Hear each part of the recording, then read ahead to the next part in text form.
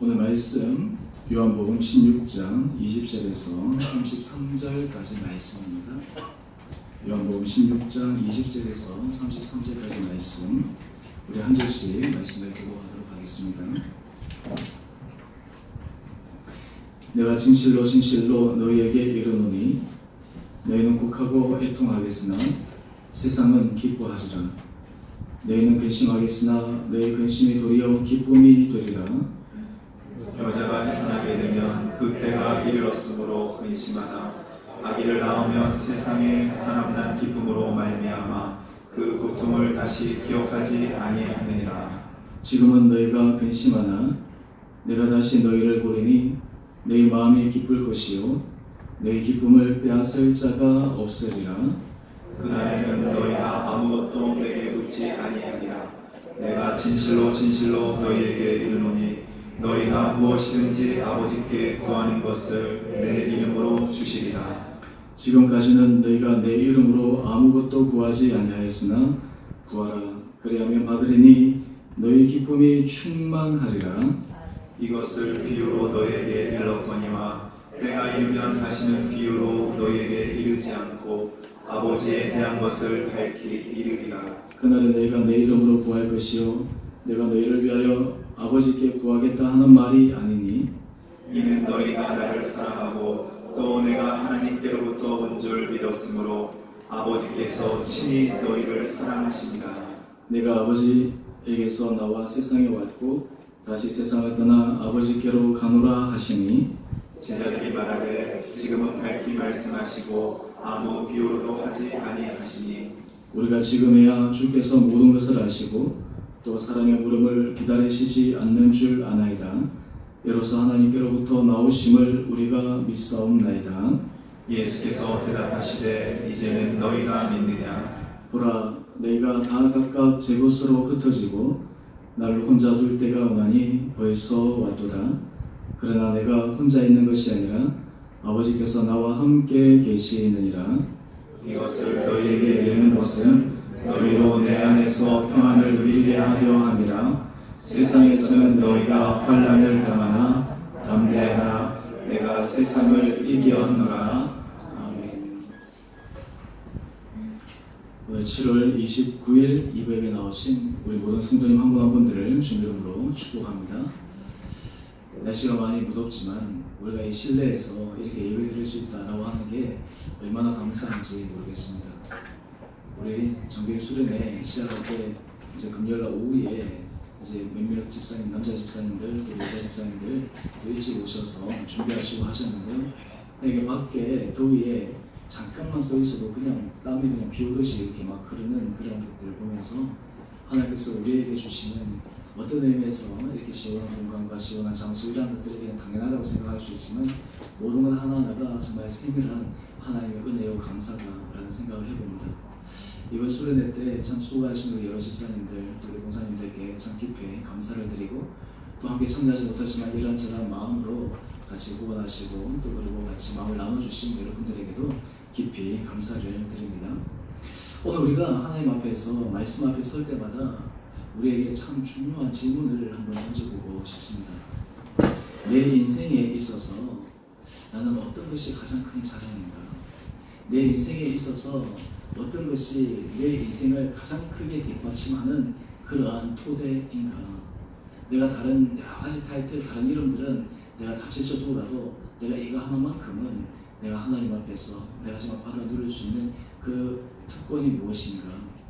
그래서 오늘 요한복음 16장 20절에서 33절 말씀을 통해서 우리가 하나님의 자녀로서 특별히 성도로서 하나님께서 우리를 부르신 그 부르심이 얼마나 놀라운가, 그 부르심이 얼마나 귀한 것인가, 그것이 얼마나 가치가 있는가, 얼마나 그것이 귀한 특권인가 라고 하는 것을 오늘 말씀을 통해서 우리가 함께 살펴보기를 원합니다.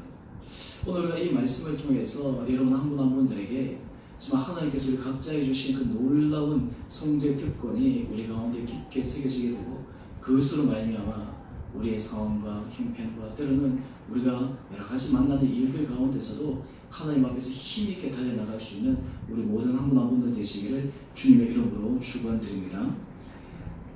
인생에 있어서는 여러 다양한 정의가 있습니다. 근데 인생을 한마디로 정의 내리기가 참 어렵습니다. 사람들이 태어나서 똑같이 밥을 먹고 똑같이 이렇게 삶을 살아가는데 살아가는 사람들은 모습들은 저마다 다 다릅니다. 겉으로는 행복해 보이고 즐거움과 웃음이 있긴 하지만 좀 더 깊게 들어가 보면 그 안에는 또 다른 양상의 모습들이 있습니다. 요즘 우리 시대에는 이 재미, 유머스러움, 즐거움 이런 것들이 굉장히 중요한 시대가 되었습니다. TV에 틀어도요 그 안에 즐거움이 있어야 되고 재미가 있어야 되고 예전에는 뭐 그런 것들이 중요한 가치가 좀 지금보다 더 갔다면 이제는 그런 것이 굉장히 중요한 가치가 되는 시절에 우리들이 살고 있습니다. 하지만 상대적으로 이 현대에 사람들의 재미와 즐거움을 추구하는 이때 왜 더 많은 것들을 추구하게 될까? 가만히 들여다보면 상대적으로 우리의 인생이 피곤하기 때문에 그렇습니다. 우리의 인생이 힘들기 때문에 그렇습니다. 불교에서는 우리의 인생을 한마디로 고라고 이렇게 이야기를 합니다. 고통이라고 얘기하는 것이죠. 근데 오늘 성경에서는 우리들에게 인생을 어떻게 얘기하는가? 성도들이 이 땅을 살아갈 때 우리의 삶을 어떻게 규정하고 있는가? 우리가 똑같이 삶의 어려움과 힘듦과 고통 가운데서 우리 성도들은 어떤 특권을 가지고 누려갈 수 있기에 이런 삶을 똑같은 상황 가운데서도 다른 차원의 삶을 살아갈 수가 있는가? 오늘 그 성도의 특권에 우리가 세 가지로 함께 같이 살펴보기를 원합니다. 먼저 우리가 성도의 특권의 첫 번째는 십자가 능력에 대한 확신입니다. 성도들이 가지는 놀라운 특권 가운데 가장 첫 번째는 십자가 능력에 대해서, 십자가에 대해서 분명한 자랑과 분명한 확신과 그 은혜가 우리 마음 가운데 있는가? 이것이 있는 사람이 바로 성도입니다. 사실 로마가 기독교를 국교로 선포하고 난 다음 많은 사람들이 기독교의 승리, 쾌거 그러면서 그 국교로 선포된 것이 한마디로 얘기해서 교회 역사에 있어서 중요한 승리의 출발점으로 묘사를 해왔습니다. 근데 그 안에서 조금 더 들어가 보면 그때부터 시작해서 이 기독교의 본질의 모습이 점점 흐려지기 시작했습니다.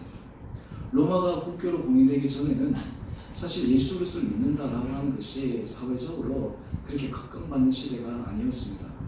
많은 핍박이 있었고요. 심지어는 자기 직업을 버려야했었고 심지어는 예수 그리스도를 믿는다라고 하는 그 이유만으로 사회에서 자기가 누릴 수 있는 여러 가지 것들을 포기해야 되는 그런 상황에 있었습니다.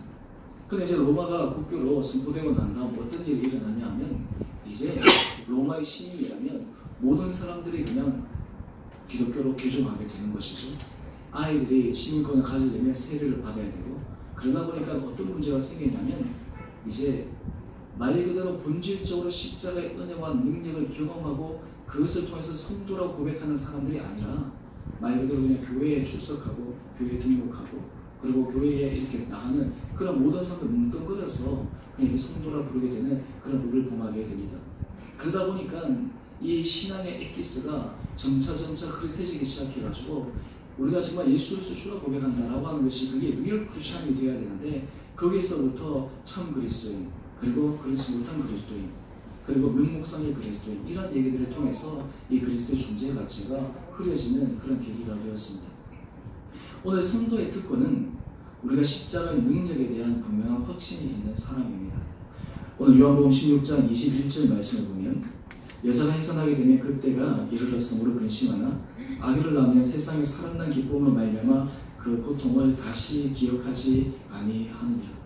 이 말씀이 무엇을 상징하냐면 예수님의 십자가는 그 자체로는 고통이요 그 자체로는 죽음을 상징하는 것이지만 이 십자가를 통해서만이 하나님이 주시는 놀라운 부활의 은혜 능력을 바로 상징하고 있습니다.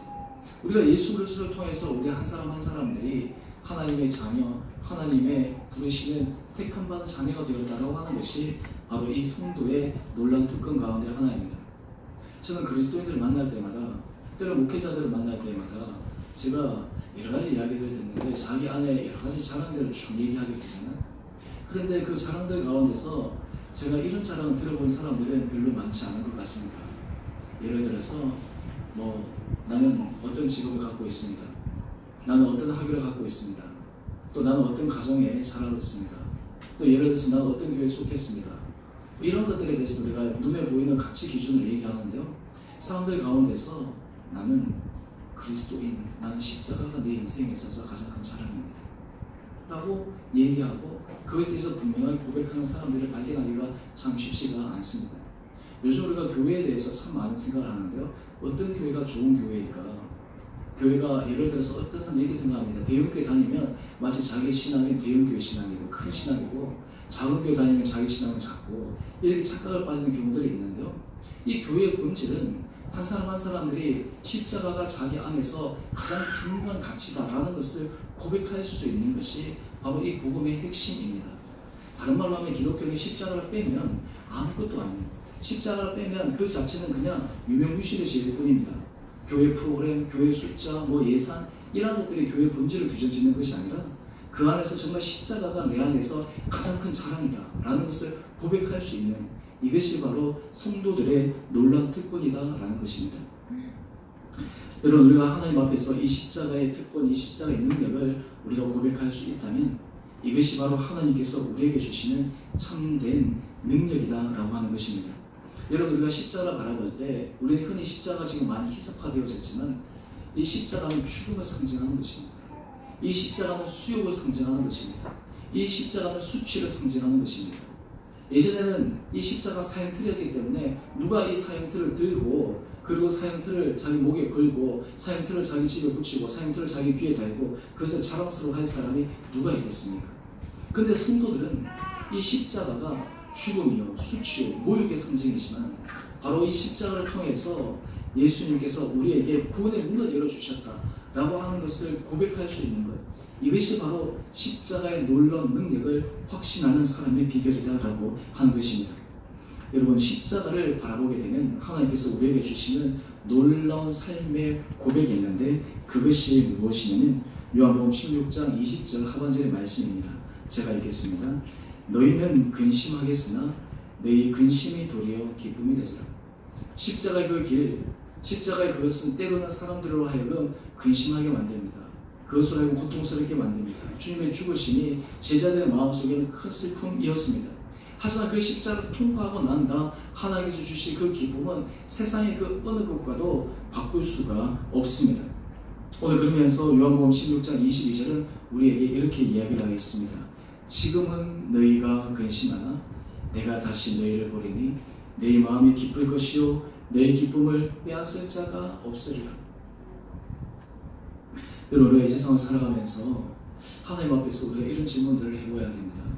하나님, 제 안에 정말 십자가가 가장 큰 능력입니까? 내 안에 십자가가 가장 큰 자랑입니까? 제가 미국에서 공부할 때, 미국에서 사역할 때 제가 거기에서 이 보스턴 한인교회는 소위 말해서 한국에서 초엘리트들만 모이는 그런 교회들입니다. 제가 예전 수요일에 말씀드린 적이 있는데 그 교회에서는 돈 자랑이라든지 또 아니면 집안 자랑이라든지 학력 자랑이라든지 이런 것도 서로 하지 말라라는 소리를 있었어요. 왜냐하면 그런 것들을 다 가진 사람들이 모여있고 그렇기 때문에 그렇습니다. 그런데 그 안에서 신앙생활을 하면서 사람들이 느끼는 가운데 하나가 무엇이냐면 우리가 정말 십자가 안에서의 능력, 십자가가 우리에 있어서 가장 큰 자랑이 되는 거예요. 이것이 우리의 기독교에 있어서 가장 핵심이 된다라고 하는 것이 참 중요한 가치다라는 것을 지속적으로 느낍니다. 제가 청년부를 가르치다 보면 제가 처음에 미국 갔을 때 제가 집을 임시로 얻었습니다. 그럼 우리 집 앞에 바로 살고 있는 친구가 하버드에 다니는 친구예요. 그래서 저희 외숙모님이 뉴욕에서 제 집에 잠깐 이렇게 와서 하는데 앞에 있는 친구가 한국 친구니까 와서 같이 얘기를 해요. 그러면서 이 친구가 하버드 다닌다 그러니까 막 외숙모가 막 농담하면서 그러더라고요. 하버드생을 여기서 보내? 막 그랬더니 그 친구가 뭐라 그러냐고 이러더라고요. 아니 왜 그러세요? 여기는 다 하버드생들이에요. 여기 전부 다 MIT생들도 많고 그러니까 학교가 모여 있으니까 우리가 따로 떨어져 있으면 그게 굉장한 것 같은데 사실 그게 별로 중요한 가치가 아닌 거죠. 근데 그 친구가 어떤 친구냐면 그 아버님이 선교사예요. 근데 그 친구가 그런 고백을 합니다. 자기는 하나님께서 나를 여기로 보내주신 것이 하나님 특별한 은혜였습니다. 물론 내가 열심히 하고 한 것도 있었지만 하나님께서 이 자리로 보내주셨어요. 그러면서 나에게는 그 친구가 참 신앙이 참 놀라웠는데 나는 하버드보다 이런 타이틀보다 내게 더 중요한 것은 내가 하나님의 자녀, 나의 십자가의 능력이 나에게 큰 그거예요. 그때는 우리 외숙모가 그 얘기를 듣더니 너무너무 이렇게 감동을 받아가지고 저한테 조용히 얘기하더라고요. 신영아, 너 제주 잘 만났다가 그 조카 딸이 있거든요. 나중에 조카가 그 당시 고등학생이었는데 나이 대학 들어가면 좀 이렇게 준비 좀 해봐라 막 그렇게 농담하기도 하는데, 우리가 사실은 사람들에게 하나님 앞에서 보여줄 수 있는 여러 가지 외적인 가치보다 정말 우리가 십자가가 우리 인생에 있어서 가장 중요한 가치인가 라는 것을 고백하는 것이 바로 성도의 특권입니다.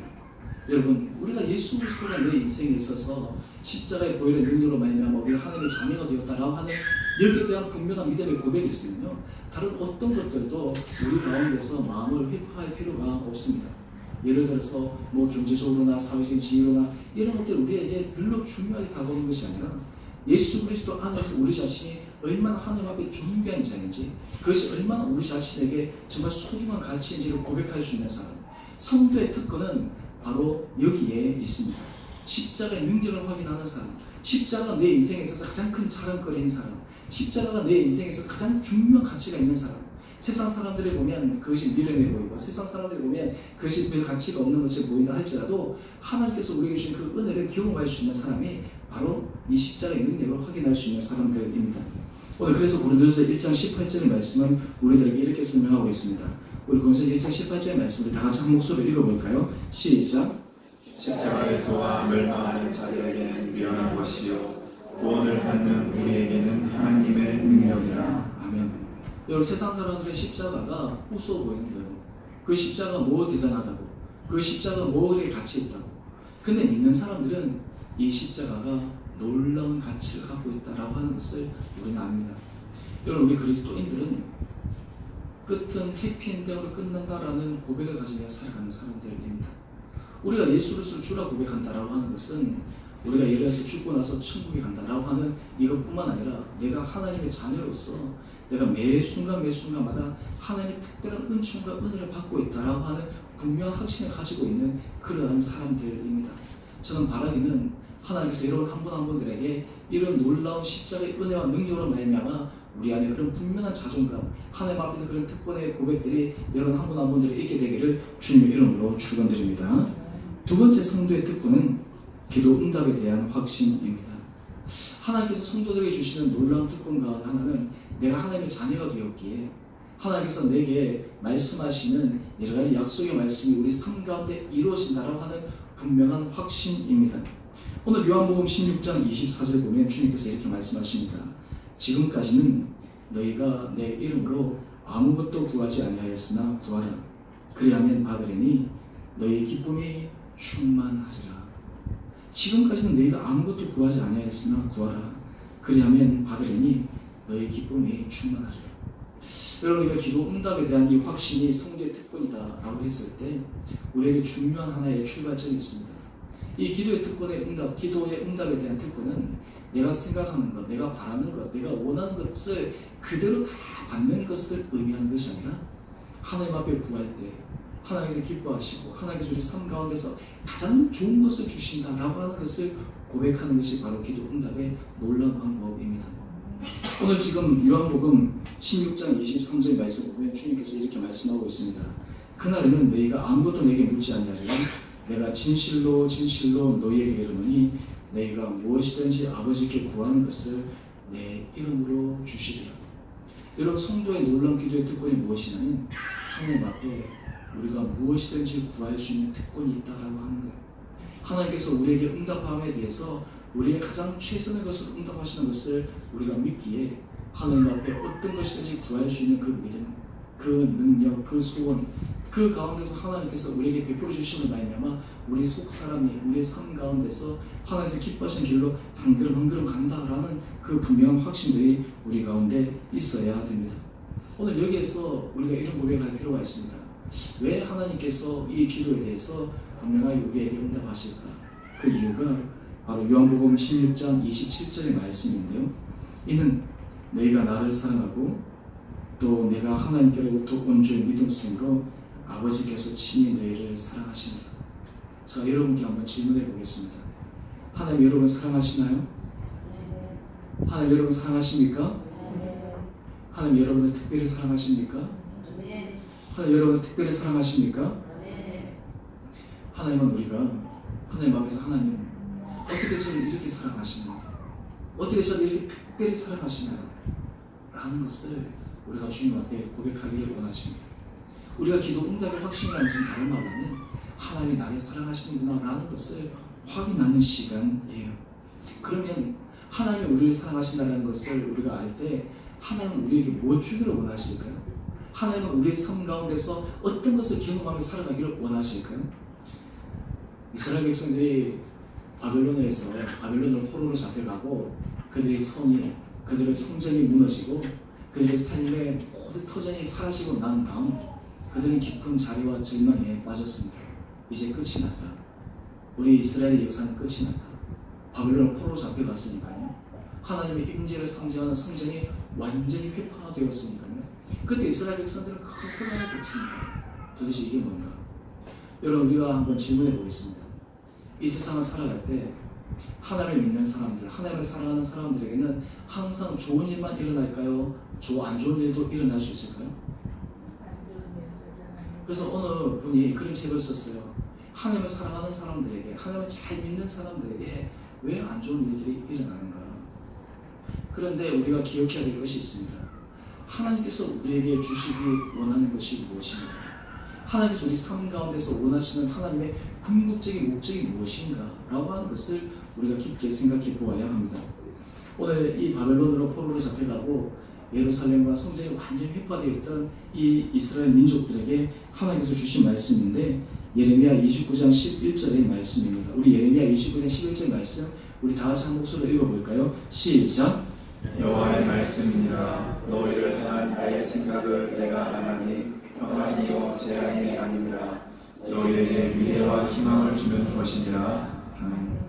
오늘 지금 여기서 하나님께서 이스라엘 백성들에게 말씀하신 것이 무엇이냐면 너희를 향한 나의 생각이 뭐라고요?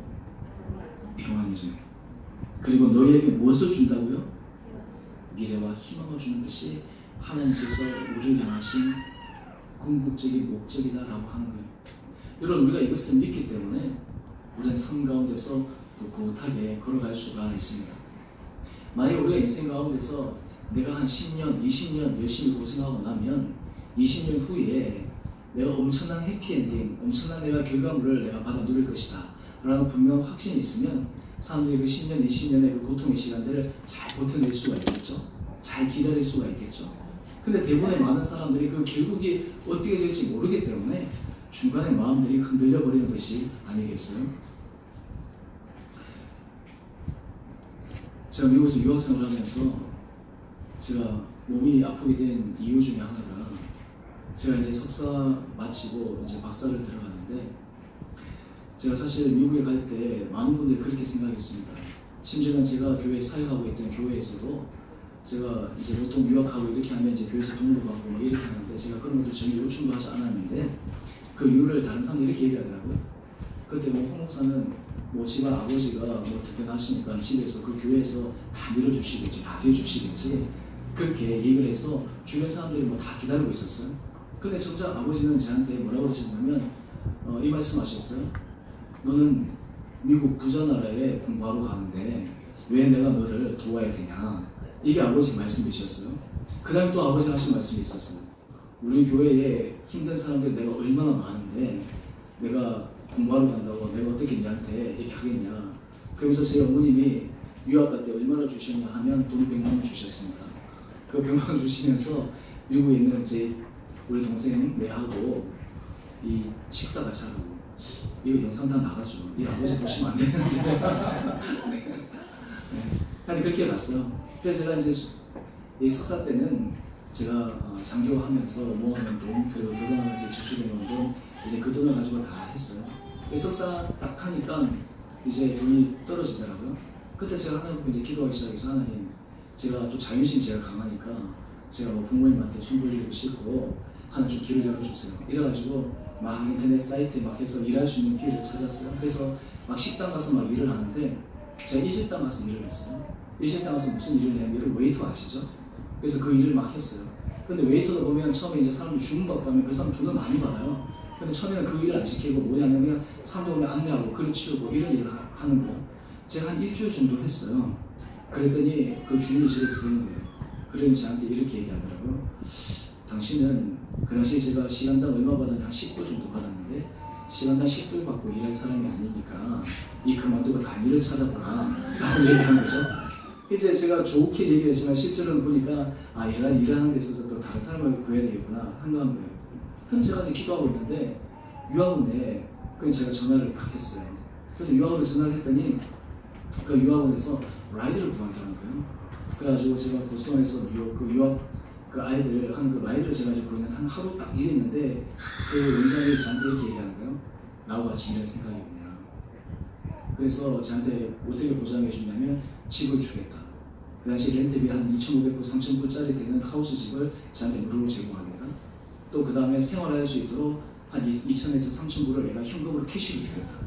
그리고 앞으로 박사 공부 때까지 계속 지원할 거니까 이거 있으면 학교에서 장학금도 받고 스타이펜도 받고 하니까 생활할 수 있으니까 하자. 이제 이렇게 된 거예요. 근데 이제 그때 저한테 어떤 제안이 또 들어왔냐면 한 교회에서 이 청년 사역을 하지 않겠냐라고 제안이 들어온 거예요. 저는 굉장히 망설였어요. 이거 어떻게 해야 되냐. 나 사실 이거 사역하지 않아도 먹고 살 수 있는 길이 다 됐는데 근데 아내하고 의논하면서 내가 목사로서 내가 사역해야지 내가 먹고 산다고 어떻게 이 일을 하겠냐. 이제 그러면서 사역을 하기 시작한 거예요. 그때부터 이제 제가 몸이 이제 망가지기 시작하는 게 박사 들어가서 힘들죠. 그런데 이 일도 그 풀타임처럼 일을 해야 되죠. 교회 사역도 해야 되죠. 이 세 가지를 막 돌리다 보니까 한 3, 4개월 만에 그냥 몸이 딱 탈이 나기 시작하는 거예요. 처음에는 뭐 내가 건강하고 하니까 괜찮은 줄 알았어요. 근데 한번 무너지기 시작하니까 막 끝도 없이 무너지더라고요. 근데 결과론적으로는 한 1년 지난 다음에 이제 제가 이 유학원에서 저한테 이렇게 얘기를 하더라고요. 저한테 뭐라고 얘기했냐면 선택을 해라. 우리 유학원 일을 할지 아니면 유학원 일을 하지 않고 뭐 교회에서 다른 일을 할지 선택해라. 아내하고 저하고 기도했어요. 그러면서 아내도 얘기했어요. 내가 유학원 일을 하면 앞으로 한 5년, 6년 동안 내가 박사하는 동안 지수 후원도 안 받고 돈 받을 필요 없이 내가 편안하게 공부할 수 있고 내가 만약에 교회 사역을 선택하면 그때부터 내가 경제적으로 어려움을 겪고 되는데 내가 몸도 안 좋고 내가 어떻게 하면 좋냐. 근데 아내하고 저하고 단호하게 뭐라고 얘기했냐면 야 우리 그거 포기하자. 유학원 포기하자. 그래서 제가 그 유학원 원장하고 만나서 얘기했어요. 내가 포기하겠다. 그래서 유학원 원장이 깜짝 놀라더라고요. 그때 제가 그렇게 하라고. 그래가지고 이제 제가 유학원을 포기하게 되고 그런데 그때부터 제가 몸이 너무너무 안 좋아가지고 힘든 가운데 있었는데 그때 사람들이 저한테 그렇게 얘기했어요. 주변 사람들이 이제 허신영 목사는 몸도 안 좋고 또 그리고 이렇게 되니까 이 공부하는 것도 이제 끝이 나고 심지어는 목회 사역하는 것도 쉽지 않을 거고 앞으로는 자기 삶에 있어서 살아가는 것도 그게 결코 쉽지 않을 거다 라고 하는 그런 얘기들이 나도 모르는 사이에 공공하게 돌았다 그러더라고요. 근데 이제 나중에 제가 이제 몸이 회복되고 다시 휴학 끝내고 다시 박사과정에 이제 들어가면서 그 만났던 한 교수님이 저한테 이렇게 얘기하는 거예요. 어떻게 그 힘든 시간들을 보낼 수 있습니까? 그런데 제가 그분한테 뭐라고 얘기했냐면 나는 이 병이 분명히 나을 줄 나는 확신했다 라고 그런 얘기를 했어요. 제가 오늘 이 말씀을 왜 드리냐면 하나님 앞에 우리가 무엇을 간구하고 구할 때마다 하나님은 우리들에게 미리 우리에게 말씀하신 그 놀라운 응답들이 우리에게 임할 수 있습니다. 중요한 것은 우리 삶 가운데서 하나님께서 허락하여 주시는 그 은혜에 대해서 우리가 얼마만큼 사모하고 신뢰하고 확신하느냐라고 하는 것이 중요하다라고 하는 것이죠. 오늘 그때 이 예레미야 선지자를 통해서 하나님께서 우리에게 주시는 귀한 말씀입니다. 우리 예레미야 29장 12절 13절 말씀인데요. 우리 다 같이 한 목소리로 읽어봅시다. 시작. 너희가 내게 부르짖으며 내게 와서 기도하며 내가 너희들의 기도를 들을 것이요 너희가 온 마음으로 나를 구하면 나를 찾을 것이요 나를 만나리라. 아멘. 오늘 우리 성도들의 두 번째 놀라운 하나님께 주신 특권 가운데 무엇이냐면 하나님을 찾아야 돼요. 하나님 앞에 부르짖어야 됩니다. 하나님께 구해야 됩니다. 그때 하나님께서 우리의 인생의 문을 열어주시는 거예요.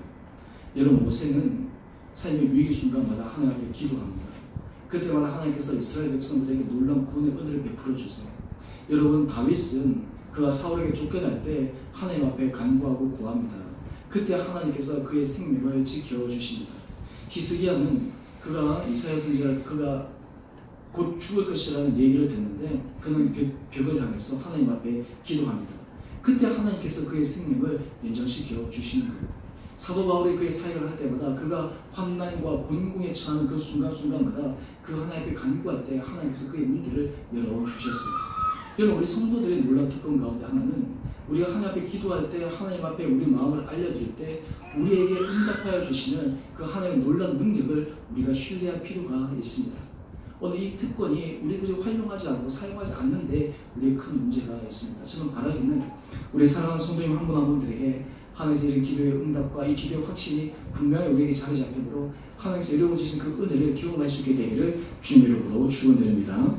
우리 세 번째 이 성도의 특권이 무엇이냐면 세상을 이기는 확신이에요. 세상을 이기는 확신입니다. 여러분, 우리가 그리스도인으로서 이 땅을 살아갈 때 우리는 참 쉽지가 않습니다. 그리스도인이라는 그 이유 하나만으로 우리는 손해를 많이 보아야 합니다. 그리스도인이라는 그 이유 하나만으로 우리는 어떤 의미에서 불공정한 경쟁에서 살아가야 될 때가 있습니다. 우리는 그리스도인이기 때문에 하나님께서 우리에게 주신 윤리, 도덕뿐만 아니라 하나님의 말씀 앞에서 우리가 정직하고 진실해야 된다는 것을 너무나 잘 알지만 우리가 함께 경쟁하고 있는 사람, 우리가 만나는 사람들 가운데 예수 그리스도 믿는 사람들이면 좋겠지만 그렇지 않은 사람들은 전혀 다른 룰로 살아갈 때가 참 많이 있습니다. 그때 우리 입술에서 내가 그리스도인이다 라고 하는 그 순간 때로는 우리가 손해를 감당해야 될, 때로는 어떤 의미에서 우리가 모욕을 감당해야 되는 그런 순간들이 있습니다. 그런데 중요한 것은 우리는 결국 하나님 안에서 믿음 가운데서 이 길을 걸어갈 때 결국은 세상을 이길 수 있는 놀라운 은혜와 능력을 우리에게 주신다라고 하는 겁니다.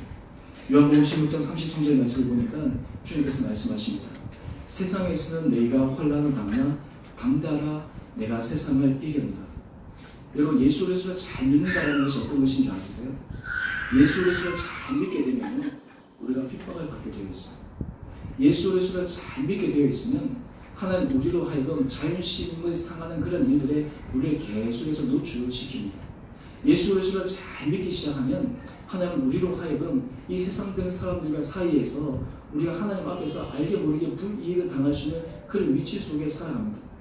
우리가 하나님 앞에서 슬픔의 눈물, 아픔의 눈물, 때는 사람들에 대한 이런 하나님께서 핍박받는 서러움의 눈물이 결국 하나님 앞에 올려드려지는 거룩한 진주와 같은 그런 것이 됨을 저는 믿습니다. 하지만 궁극적으로는 우리가 예수 그리스도 안에서 믿음 안에서 세상을 이길 수 있다라고 하는 분명한 확신이 우리로 하여금 어떤 상황 가운데서 어떤 형편 가운데서도 믿음 안에서 승리할 수 있는 그런 삶의 자리에 있게 됩니다. 여기 히브리서 11장 말씀을 보게 되면 이 히브리서 11장은 믿음장을 얘기합니다. 여기는 여러 많은 믿음의 위대한 사람들을 우리에게 소개하는데요.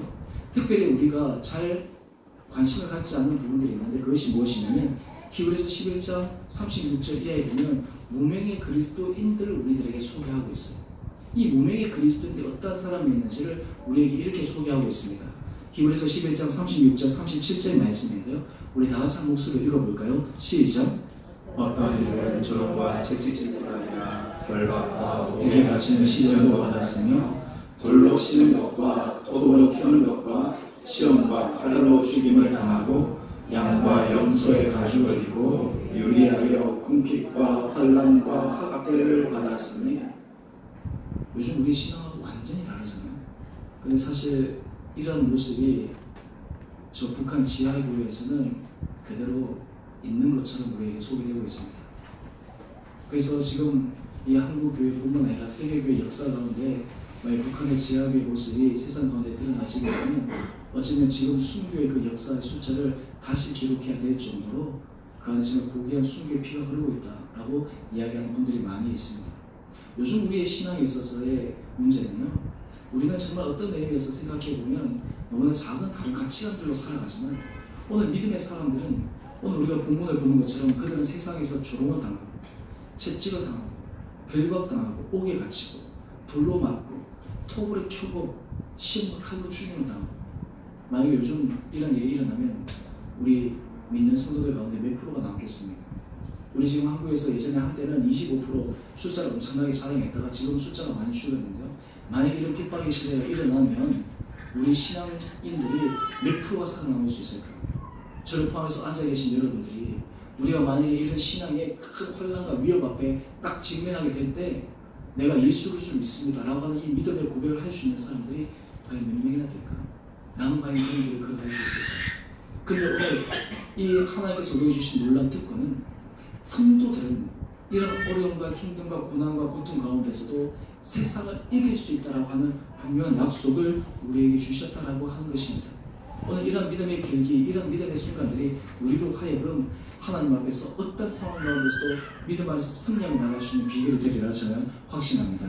오늘 그래서 히브리서 11장 38절은 이렇게 이야기를 합니다. 이런 사람은 세상이 감당하지 못하느니라. 이런 사람은 세상이 감당하지 못하느니라. 여러분, 우리가 인생을 살아가면서 하나님 앞에서 정말 세상이 감당할 수 없는 그런 믿음의 순결과 믿음의 정절, 믿음의 결의가 우리 신령 가운데 있게 되기를 간절히 소망합니다. 제 신경 다닐 때 아주 독특한 친구가 한 명 있었어요. 이 친구는 그 당시에 뭐랬냐면 자기 목표는 순교예요. 그래서 우리 막 주변에서 나오면서 야, 너 순교하려면 여기 있으면 안 돼. 순교하려면 순교할 장소로 가야지. 너 한국에서 어떻게 순교하려고 해? 막 이렇게 막 우스갯소리를 했는데요. 근데 그 친구가 막 우스갯소리 하면서 저한테 그리고 그런 얘기를 하는 겁니다. 내가 왜 그런 이야기를 하냐 하면 우리가 이 땅을 살아가면서 순교의 정신을 갖지 않고서는 제대로 된 그리스도인으로 살아갈 수 없기 때문에 내가 그러는 거야. 심지어는 자기가 너는 왜 그런 얘기를 스스럼없이 하니 그러니 그랬더니 그 친구 그런 얘기합니다. 나 사실 그렇게 할 자신은 없는데 내가 자꾸만 이렇게 얘기를 해야지 내가 그렇게 담대하게 할 수 있지 않겠어? 이렇게 뭐 저한테 웃으면서 얘기를 하기도 했는데요. 우리가 그리스도 안에서 이 세상을 이길 수 있다라고 하는 이 분명한 믿음의 확신을 하나님께서 우리에게 주실 때 여러분들의 삶 가운데서 전혀 다른 차원의 믿음의 길을 걸어갈 수 있으리라 확신합니다. 오늘 하나님께서 이런 길을 걸어가는 사람들에게 주신 놀라운 은혜가 있는데요. 우리 히브리서 11장 39절 상반절 말씀입니다. 우리 다 같이 한 목소리로 읽어봅시다. 시작. 이 사람들은 다 믿음으로 말미암아 증거를 받았으나. 여러분, 하나님 앞에서 세상을 이길 수 있는 믿음의 사람들은 하나님께서 증거를 주십니다. 믿음의 확신을 주십니다.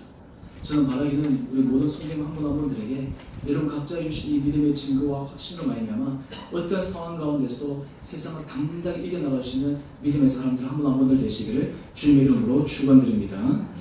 우리 함께 같이 우리 찬양하십시다. 우리